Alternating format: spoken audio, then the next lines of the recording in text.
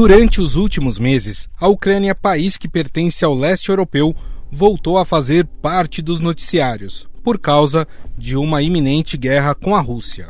Os países estão em desacordo desde que o governo russo anexou a península da Crimeia em 2014. O presidente russo Vladimir Putin assinou hoje um tratado que anexa a península da Crimeia à Federação Russa. Ele afirmou que não pretende incorporar qualquer outro território ucraniano. As tensões se agravaram com um conflito no leste ucraniano, que deixou mais de 13 mil mortos até agora, e onde a Rússia é acusada de apoiar os separatistas. O Kremlin nega. Em 10 de novembro, os Estados Unidos pediram explicações à Rússia após detectar movimentos de tropas incomuns na fronteira com a Ucrânia. O governo americano e a União Europeia mostram preocupação com o aumento das tropas russas na área. Seriam cerca de 100 mil soldados. Imagens de satélite também mostram a mobilização de blindados e caças. Em abril, Moscou já havia concentrado cerca de 100 mil soldados na fronteira, alimentando os primeiros temores de invasão. A OTAN, a União Europeia, a França e a Alemanha alertam a Rússia contra qualquer ação agressiva. O presidente russo Vladimir Putin acusa os ocidentais de exacerbar as tensões ao entregar armamento moderno à Ucrânia e realizar exercícios militares provocativos no Mar Negro e também perto de suas fronteiras. 20 navios e aviões de ataque russos realizaram manobras nesta terça-feira no Mar Negro, aumentando a tensão com a Ucrânia. Vladimir Putin determinou o fechamento do espaço aéreo e também de rotas marítimas na costa da Crimeia, península que pertencia à Ucrânia e foi anexada pelos russos em 2014. Em 10 de janeiro de 2022, russos e americanos iniciaram tensas negociações em Genebra, na Suíça. A Rússia quer que o Ocidente prometa que a Ucrânia não fará parte da OTAN, que é a Organização do Tratado do Atlântico Norte, e mais conhecida como uma aliança militar do Ocidente. E sem tratar dessas demandas, a Rússia diz que não há o que conversar. O problema é que os Estados Unidos e os aliados da OTAN não estão preparados para atender nossas exigências-chave, disse o subsecretário das Relações Exteriores da Rússia, Sergei Ryabkov. E são dois pedidos: garantir que a Ucrânia jamais fará parte da OTAN e o encerramento das atividades militares da aliança nas ex-repúblicas soviéticas. Há tempos, a Rússia vem tentando barrar qualquer movimento da Ucrânia na direção de instituições europeias. O país faz fronteira tanto com a União Europeia como com a Rússia, mas sendo uma ex-república soviética, tem profundos laços sociais e culturais com a Rússia. Em 14 de janeiro, vários portais do governo ucraniano foram alvo de um ataque cibernético massivo, sem danos significativos segundo as autoridades, que afirmam ter provas do envolvimento russo. A Ucrânia foi alvo de um cyberataque que atingiu mais de 70 órgãos do governo. Há suspeitas de que a invasão dos computadores pode ser o primeiro passo para a entrada de tropas russas no país. A Rússia também começou a enviar um número não especificado de soldados a Belarus para exercícios de combate improvisados na fronteira da União Europeia e da Ucrânia. Washington, preocupado com a possível implantação de armas nucleares russas em Belarus, advertiu que Moscou pode atacar a Ucrânia a qualquer momento. E a tensão entre Ucrânia e Rússia parece não ter fim. Segundo o governo dos Estados Unidos, um ataque russo pode acontecer a qualquer momento. Por outro lado, a Rússia diz que não tem planos de atacar a Ucrânia. O chefe das Forças Armadas Russas, Valery Gerasimov, até chamou de mentirosos os relatos de uma invasão iminente. Por outro lado, o governo de Vladimir Putin segue negando que haja qualquer plano de invasão ao solo ucraniano. Mas nações europeias também temem a iminência de um novo conflito militar no continente. Os Estados Unidos deixaram claro que não possuem planos de enviar tropas de combate para a região embora mantenha-se comprometidos em ajudar a Ucrânia a defender seu território soberano. No entanto, os países da Organização do Tratado do Atlântico Norte reforçaram a capacidade de defesa do flanco leste da Europa, com o envio de aviões e navios para contrabalancear a concentração de tropas russas na fronteira com a Ucrânia. No meio da crise entre as ex-nações soviéticas está a expansão da OTAN para o leste europeu. Os russos são contra uma maior presença de tropas do Ocidente na região. Já a aliança militar pressiona a Ucrânia a integrar o grupo e a receber os soldados do bloco. Moscou quer um compromisso por escrito da OTAN para retirar os soldados da fronteira. O jornal americano The New York Times disse que Biden está considerando enviar de 1.000 a 5.000 soldados para países do leste europeu, com a possibilidade de aumentar o número caso as tensões aumentem ainda mais. O Kremlin reagiu ao anúncio e acusou a OTAN e os Estados Unidos de exacerbarem as tensões, ao decidirem enviar navios e aviões de combate para a Europa Oriental. Neste domingo, o Papa Francisco fez um apelo aos países para chegarem a um acordo e evitar a guerra. Acompanho com preocupação as crescentes tensões que ameaçam infligir um novo golpe à paz na Ucrânia e põem em causa a segurança do continente europeu, com repercussões cada vez maiores. Em discussão a segurança no continente europeu, com repercussões ancora più vastas. Sobre esse assunto, vamos conversar com o professor de Relações Internacionais da ESPM, Gunter Hudzit. Tudo bem, professor? Como vai? Oi, Guga. Tudo bem, graças a Deus. Obrigado pelo convite. Prazer é todo nosso. Professor, eu queria entender primeiro esse interesse da Rússia na Ucrânia. Eu lembro que em 2014 nós tivemos aquela questão da anexação da Crimeia por parte dos russos, e de lá para cá parece que essa tensão nunca diminuiu. Qual é o real interesse da Rússia na Ucrânia? Bom, tem alguns interesses, né? Não é um só. O principal seria recuperar a influência, e quando a gente vê influência, praticamente mandar dos países que fizeram parte da ex-União Soviética, em especial a Ucrânia, porque historicamente a Ucrânia fez parte do Império Russo, uma parte importante da União Soviética, e os russos nunca se conformaram com a independência depois de 1991, com o fim da União Soviética. Então, esse exterior próximo, que eles chamam, todas essas ex-repúblicas soviéticas, são vistas como a área de influência natural por parte da Rússia. O segundo ponto importante é que a cultura russa é de que precisa ter um estado tampão, ou um conjunto de estados que separem principalmente a Alemanha, hoje em dia com a OTAN, Organização do Tratado do Atlântico Norte, que é a aliança liderada pelos Estados Unidos. Então, um conjunto de estados que sirvam de um anteparo, uma separação entre a OTAN e o território russo.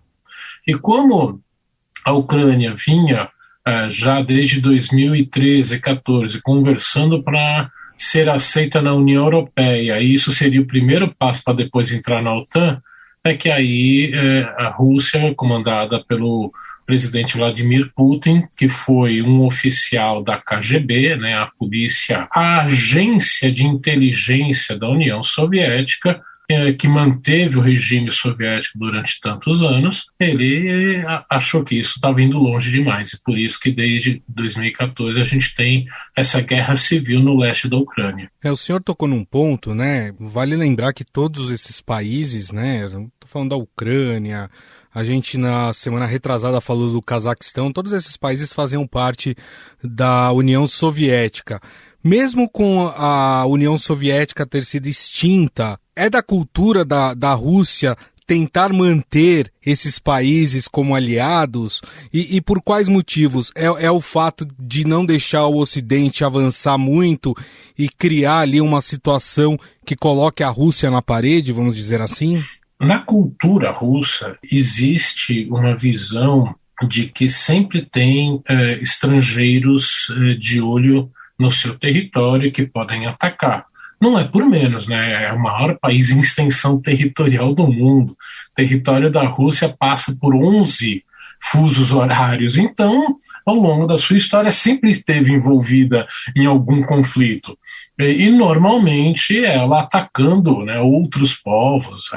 A extensão do Império Russo não chegou a esse à toa, foi uma expansão baseada no uso da força. Mas principalmente a partir da Primeira, mas em especial da Segunda Guerra Mundial, a gente não pode esquecer, foi o país que mais perdeu vidas na Segunda Guerra, tanto que lá não é conhecido como Segunda Guerra Mundial, é conhecido como a Grande Guerra Patriótica. Existe essa percepção de que o Ocidente pode vir querer atacar de novo para roubar as riquezas naturais dela, roubar terras, em especial a Ucrânia, que sempre foi considerado o celeiro agrícola, né, da Rússia. Então, há essa cultura russa em relação a esse mundo sempre ganancioso contra o seu território.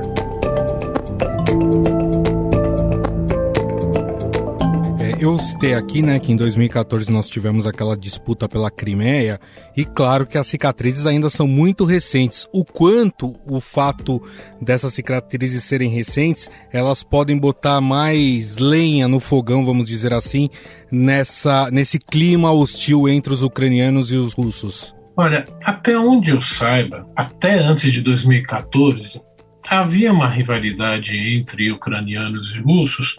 Em parte sim. Houve uma disputa com o fim da União Soviética, a frota do Mar Negro, que ficava ali na base de Sebastopol, justamente Crimeia, muito importante. Quando a União Soviética se desfez, simplesmente no dia 26 de dezembro de 1991, dia seguinte, né, do desfacelamento oficial dela, a Ucrânia tinha o quarto maior arsenal nuclear do mundo, né, com um grande número de mísseis intercontinentais, com os ogivas nucleares. E aí houve um acordo entre as duas partes, entre Ucrânia, Rússia, liderados pelos Estados Unidos e pelo Reino Unido, de que a Ucrânia entregaria esses mísseis e ogivas em troca de uma garantia das suas fronteiras, da sua soberania. Então houve esse acordo lá atrás. Então não havia essa rivalidade. De 2014 para cá isso mudou. Mudou profundamente, tanto que o voluntariado para o exército aumentou muito. As pessoas nos últimos meses têm se voluntariado para fazer exercícios militares, para se preparar para uma guerra de guerrilha nos finais de semana. Então pessoas comuns já estão treinando para isso e o governo já anunciou que, se for invadido, vai distribuir armas para toda a sua população para fazer uma guerrilha de resistência. Isso mostra bem como hoje está, né, a rivalidade entre esses dois povos. Agora, professor, tem algumas notícias aí que são bastante preocupantes, né? Essa da Rússia colocar ali soldados na fronteira, os ucranianos também se preparando ali para o combate, e a gente tem hoje a informação de que os Estados Unidos poderiam, além dos produtos militares, né, carregamentos militares que têm enviado para a Ucrânia, que os Estados Unidos poderia também enviar soldados, cerca aí de 2.000 soldados para ajudar ali a Ucrânia. E talvez esteja passando agora na cabeça das pessoas, né? Existe o risco de termos essa guerra acontecendo na Ucrânia e com o protagonismo de Rússia e Estados Unidos? Bom, para as pessoas terem uma ideia da seriedade que essa situação está realmente, o governo americano autorizou o governo britânico e das repúblicas bálticas, né, Letônia, Estônia e Lituânia, a simplesmente doarem mísseis antitanques ponta de linha, assim, os mais novos que tem nos arsenais desses países, que foram, né, principalmente das repúblicas bálticas, foram comprados dos Estados Unidos, e os britânicos desenvolveram os seus. Os americanos autorizaram essa transferência. ele já também praticamente foi mais de 300 milhões de dólares agora no começo do ano em mais desses mísseis antitanques, o Javelins, que é o mais potente dos Estados Unidos. Eles já anunciaram, né, na segunda-feira de manhã o envio de tropas para vários países do leste europeu. Vários países da OTAN já anunciaram não só o envio de soldados, mas de caças e navios militares para o Mar Negro, para justamente os países mais a leste da OTAN, e há essa discussão de possível envio de soldados americanos para a Ucrânia, para lutar contra os russos? Não, para ajudar a se prepararem. Mesmo assim, mesmo que eles não entrem em contato direto, né, com militares russos, e porque isso aí seria então realmente uma escalada gigantesca, só de ter toda essa movimentação e possível envio de tropas, eles treinarem os ucranianos, isso coloca a temperatura um pouquinho mais alta. Isso preocupa, sim. Isso demonstra também, professor, que a gente pode estar vivendo aí um novo capítulo da Guerra Fria. Eu sei que tem alguns especialistas que inclusive dizem que a Guerra Fria ela nunca acabou. Ela amornou, mas ela nunca acabou. A gente pode estar vendo mais um capítulo dessa parte da história? Olha, eu não concordo com essa visão de que nós estaríamos vivendo uma nova Guerra Fria. Porque durante a Guerra Fria nós tínhamos, né, dois sistemas econômicos com muito pouca interação entre os dois lados. Hoje não, hoje você tem um mundo capitalista, lógico, com exceção de Coreia do Norte, Cuba, e aí a Venezuela meio que nessa uma situação meio estranha, mas fundamentalmente o mundo hoje inteiro é capitalista, com variações, capitalismo de Estado na China, como também na Rússia, e há uma profunda integração econômica e financeira entre todos os países, o que não existia na Guerra Fria e que faz com que tenha uma outra dinâmica, e por isso que inclusive o presidente Biden avisou, olha, nós não vamos usar armas contra vocês, mas nós vamos usar a nossa economia, que é o fator fundamental americano, na verdade, o fator financeiro.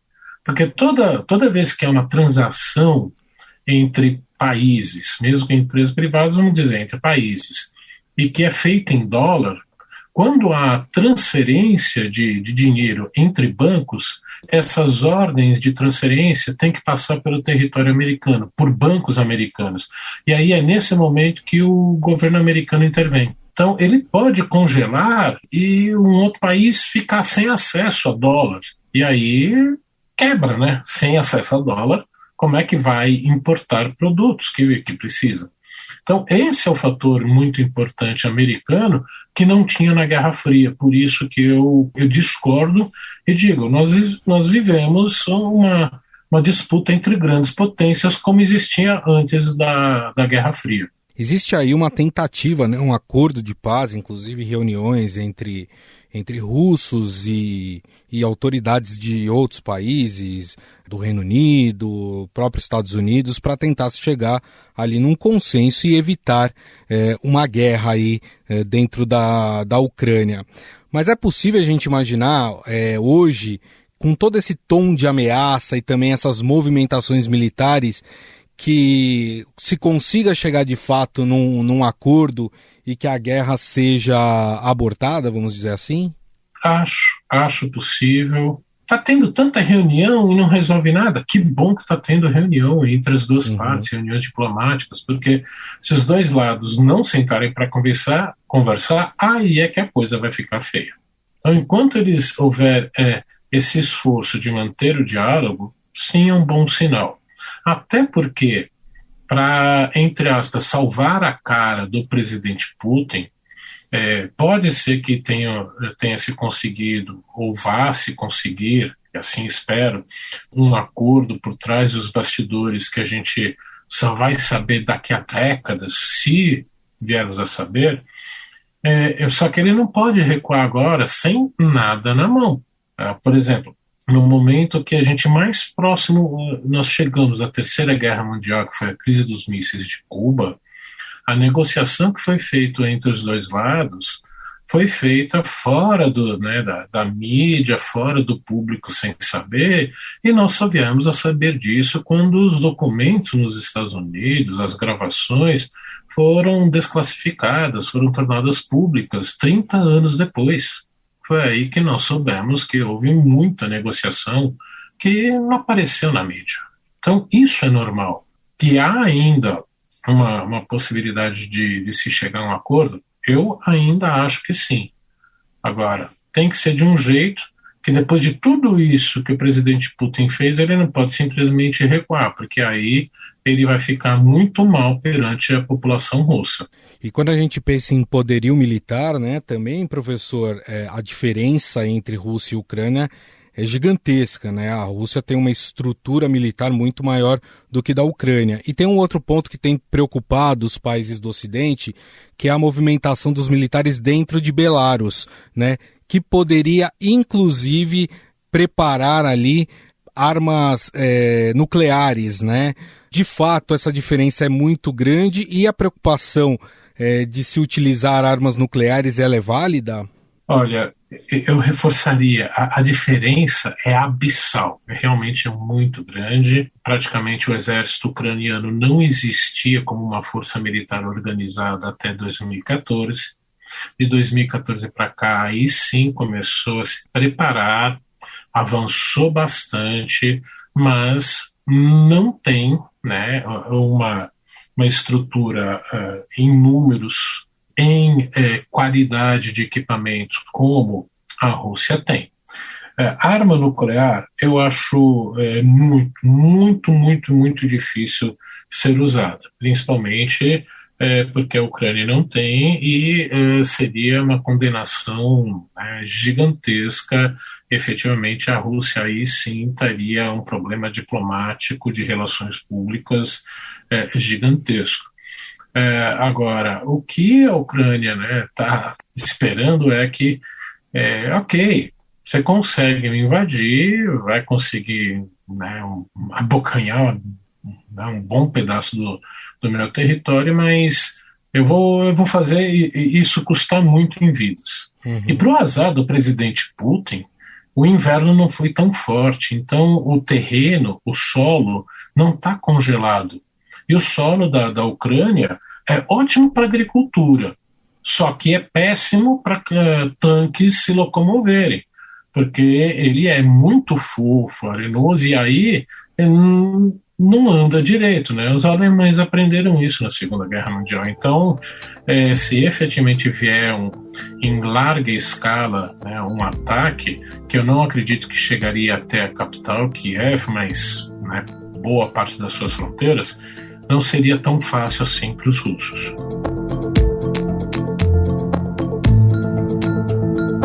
Para a gente encerrar, professor, eu acho importante também a gente falar sobre isso, é que dentro da Ucrânia não existe ali um pensamento único contra a Rússia, né? Inclusive muitos ucranianos apoiam a Rússia e poderiam até lutar ao lado da Rússia se essa guerra de fato acontecer.